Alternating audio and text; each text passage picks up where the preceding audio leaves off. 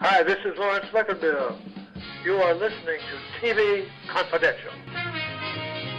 Ed Robertson, along with our guest Howard Smith. For 2 decades, Howard Smith shared an extraordinary friendship with Johnny Carson. Not the legendary Tonight Show host Johnny Carson, but a man who lived 4 doors down from him and whom he knew simply as John. Howard's book, My Friend Johnny, The Last 20 Years of a Beautiful Friendship with Johnny Carson and Friends, available myfriendjohnny.com as well as Amazon.com. You touched on one of the things I wanted to ask you specifically, Howard.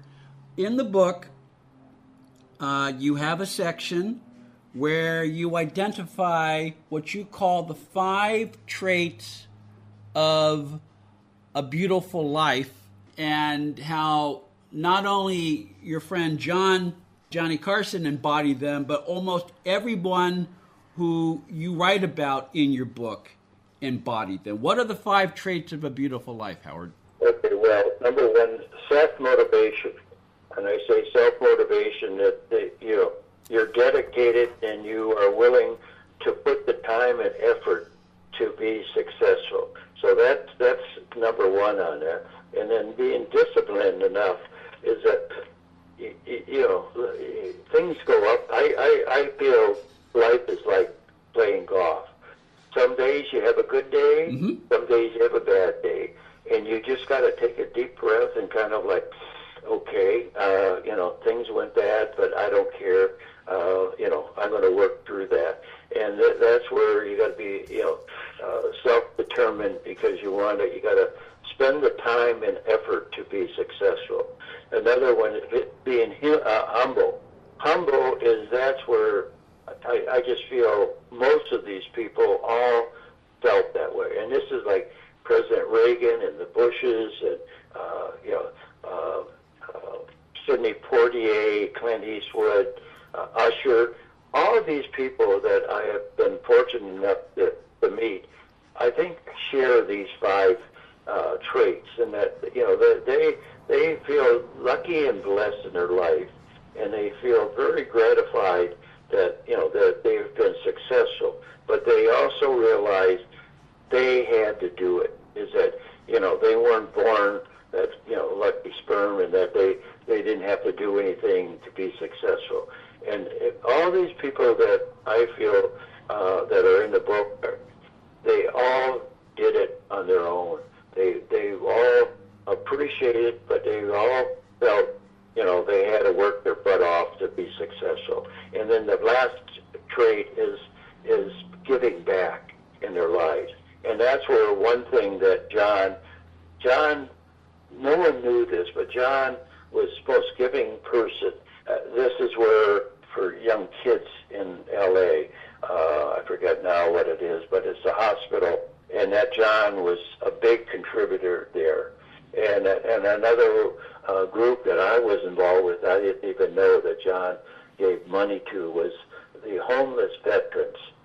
John was a veteran. And one thing that I felt that John did, and I have it in the book, is that he used to write letters to the guys that he was in the service with, up until, like 10 years before he died, that he used to write these guys and just say, how you doing, all that.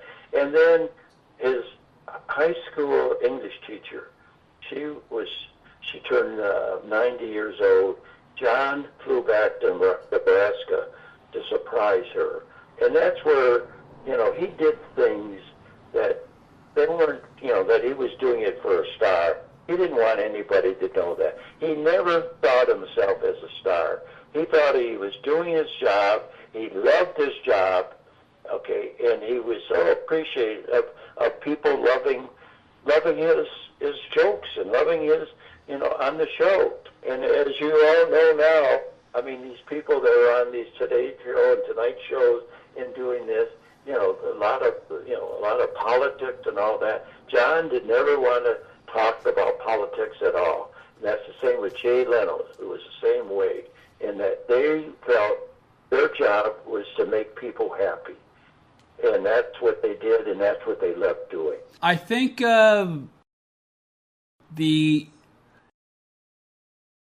it wasn't a eulogy in the sense that he gave it at the service for Carson, but David Letterman on his show, like the night after Johnny Carson died, he broke character, he spoke from the heart, and he described Johnny as the man who tucked us in at night, every night for 30 years. That changed the perspective for me, and I think that's sort of the way Johnny Carson saw his job. I mean, he does his show, he provides 90 minutes or 60 minutes of entertainment as all of us are unwinding our day. Yeah, I mean, one thing about doing this book, and I just came from a doctor office, and so the guy asked me, he said, "So Howard, what did you do?" And I said, "Well, I was in the software business and all that." And then I said, "Well," I says, "what I'm doing now," I said, "for the last 4 years, I wrote this book." "Oh, really? Like what? Who's the book?" "It's about Johnny Carson." He looked at me and he goes, "I love that guy." Yeah. I used to stay up, and my folks used to stay up to watch him, and they idolized John. And that's where, I guess, where the motivating of doing this book is that so many people have come up to me that heard about what I'm doing and go like, "Mr. Smith, thank you for doing that." Matter of fact, last night I got an email from a person that read the book, and I don't know how he got my email. He emailed me, so I'm laying in bed there, and I start reading this. This is like 3 pages, and the guy was saying, "Mr. Smith, thank you for writing this book about John. I mean, I love John, and then I used to read stories about how bad he was and that he was this and that. And your stories about John is rewarding and so great."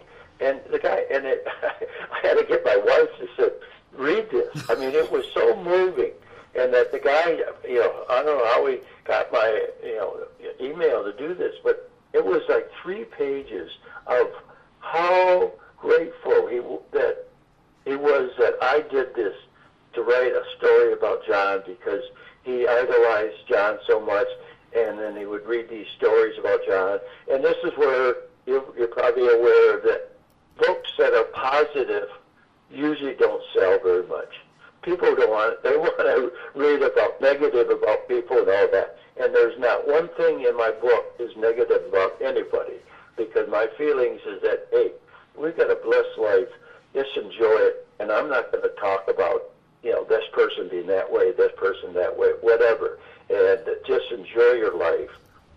And I will tell you, Howard, speaking author to author, I would not be surprised if you get other emails or even snail mail letters from other readers who discover your book and take the time to let you know what reading your book meant to them. That is one of the true rewards of being an author. Well, thank you. And I have to say, of anything, when I read that last night and before I went to sleep, I said, I'm so gratified of doing this. And like I say, it's been 4 years. I've never done anything like this, and I'll never do it probably again, anything. But reading this person's input and thanking me for doing this, it moved me more than anything. And it was kind of like, okay, take a deep breath. This is beautiful. Yeah. And thank you. So anyway, but like you say, you're an author, you know that. But to me, that was whatever it cost me to do this book. Absolutely. I don't care, because, like I say, that one email from that person was so moving. My Friend Johnny, which you can find right now, Amazon.com, as well as myfriendjohnny.com. Stay with us, folks. We'll be right back. One more item. If you're starting a company, particularly one that is in an emerging market, you know that averting any sort of legal dispute is crucial to your business plan. Our friends at Tectonic Law offer an array of services that can help you avoid and preempt future litigation while also developing and protecting your intellectual property and intangible assets. Tectonic Law serves the needs of a host of emerging industries throughout California and beyond, including industrial designers, beverage makers, artists, farmers, retail stores, health practitioners, wellness experts, cosmetics manufacturers, nonprofit organizations, innovators in sustainable practices, and libraries. Go to tectoniclaw.com to learn more about how Tectonic Law can help your business thrive. tectoniclaw.com. Rock solid representation for groundbreaking industries. This portion of TV Confidential is brought to us by our friends at Front Porch Realty, the community of realtors in the Northern Bay area of California that is committed to finding the solution that is best for their clients. Whether you're a first-time home buyer or looking to sell or lease your property in Northern California, call Karen Strain at 415-886-7411 or visit frontporchrealtygroup.com for more information on how they can help you. Ed Robertson thanking you for listening to the TV Confidential podcast. If you like what you hear, please hit the subscribe button so that you won't miss our next episode. Hey, friend, I hope you know this is Pat Boone, and you and I are enjoying TV Confidential with my buddy Ed. Bottom of the ninth, 4-0, last chance. Push the button, oh, we're pleading, begging on our knees. Come on, you Flatbush refugees. I don't know whether you said this tongue-in-cheek or whether you said this from the heart. You said you're not sure whether you have another book in you after devoting 4 years of your life writing My Friend Johnny. But if you do decide to write another book, Howard, I think you should write a book called My Friend Tommy, because Tommy Lasorda, in many ways, he set the stage for the whole new perspective on life that you have had and learned to appreciate over the last 40 years. Absolutely. I mean, I had this heart attack, and I would say I've ran 10 marathons, and, you know, I felt that I was in good shape, and all of a sudden, I have this heart attack. They had to do a bypass, and it was emergency, and they told me after, you probably have 10 years to live, because, you know, this is, you know, we haven't solved the problem. They did put a bypass in, but anyway, but the night before my operation, at 10 o'clock, they turn off the phones that no one can call. In about 5 minutes to 10, I get a call from Tommy Lasorda.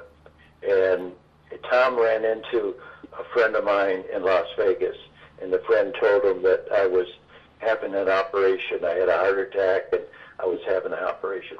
So Tom called and says, you know, Howard, and I used to use Tommy to promote my company. Mm-hmm. I used to have him come in and give talks. And also I used to go to I'm a Dodger fan. I used to go to all the games. And then after the games, we used to go up into the press box and have drinks. And we used to sit around and just talk about different things. And he was, first of all, he was a funny guy, but also he was just the nicest person. And he said to me, Howard, you've had a lucky life. And at that time, I had the largest software company. And so I had like 8,000 people working for me. And I'm a salesman. I had, at that time, it's like the software, we were the first software company to go public and stuff like that. So it's like AI now. And the stress that I had from, first of all those people and trying to start an industry, a software industry where my mother thought I sewed sweaters. No one knew what software was at that time. So it was kind of, I related to kind of knowing what the hell AI is today. But anyway, but Tommy, and I never forgot this, is that Tommy said to me, Howard, you've been very successful. Just why don't you retire and just enjoy your balance of your life? And, I went to sleep that night and I said, if I make it through this operation, I think I'm going to retire in a couple years, which I did.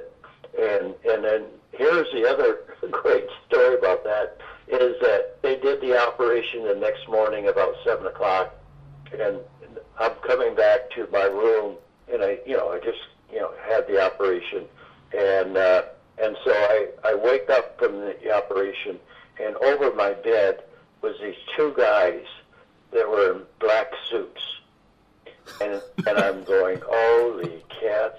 It was Jerry Weintraub and a guy, Bob Holman. Bob ran Topa for John Anderson, and here they are. They were going to work, so they had their suits on, but they came over to the hospital to see me, and like I say, they were the first people I saw, and I go, oh my gosh, they're my pallbearers.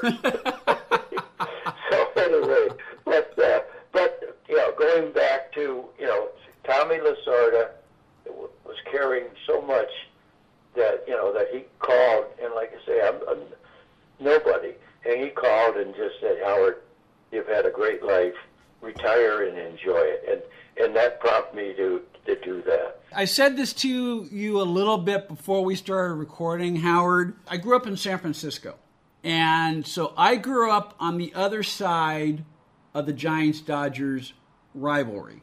So when I was a kid, when we would go to Candlestick Park, I hated Tom Lasorda because his Dodger teams pulverized the Giants throughout the 70s, at least when I first started following baseball. As I got older, I grew to appreciate Tom Lasorda more and more and more, even when he was still managing the Dodgers and playing against the Giants, because I came to recognize what a marvelous ambassador he was for the game of baseball and what a marvelous showman he was. I mean, he would drink up all the booze that because when the Giants played at Candlestick, one of the few times they would sell it out, even if they were having a bad year, was when the Dodgers were in town. So, and he, being that showman, he would soak up the booze of 60,000 people because he knew he was supposed to be the villain, and he loved that. Yeah. I love it. That's great. You're right. Yeah, that's where, like I say, after the games at Dodger Stadium, I would go up to the press box, and they had a bar there or something like it, and we would just sit around for like a couple hours. And then he lived in Orange County, and he had this little Dodge. I never forgot it. And he would say, "Hey, okay, Howard, I'll see you now."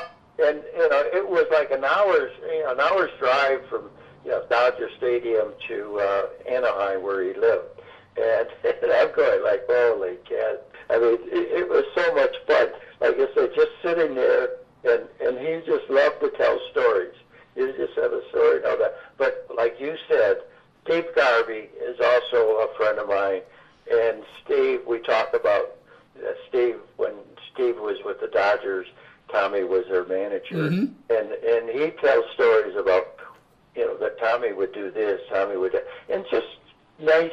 He was just a great human being. He's just a nice human being. Howard Smith is the author of My Friend Johnny, The Last 20 Years of a Beautiful Life with Johnny Carson and Friends, which you can find right now, Amazon.com, where books are sold online, as well as myfriendjohnny.com. Howard Smith will be back next week for part 2 of our conversation. He'll share some more stories about his friendship with Johnny Carson. Plus, he'll talk about some of the other people that he met through his quote-unquote Forrest Gump-type life, including former President Gerald Ford, NFL Hall of Fame quarterback Fran Tarkenton, and actor Lloyd Haynes. Part 2 of our conversation with Howard Smith next week on TV Confidential. In the meantime, the next edition of TV Confidential will premiere next week on this station at the usual time. We'll play part 2 of our conversation with Howard Smith, author of My Friend Johnny. Plus, we'll welcome Emmy Award-winning actress Mariette Hartley. We hope you'll join us for that. Now you can get generic Viagra shipped to your door for about $2 a pill. Get the same impact for less. Call Steelman Pills now and get the same blue pill for about $2 a pill. Call now for the 50-pill special and save even more. Plus, get a free bonus. 800-932-2613.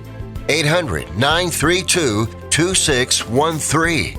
That's 800-932-2613.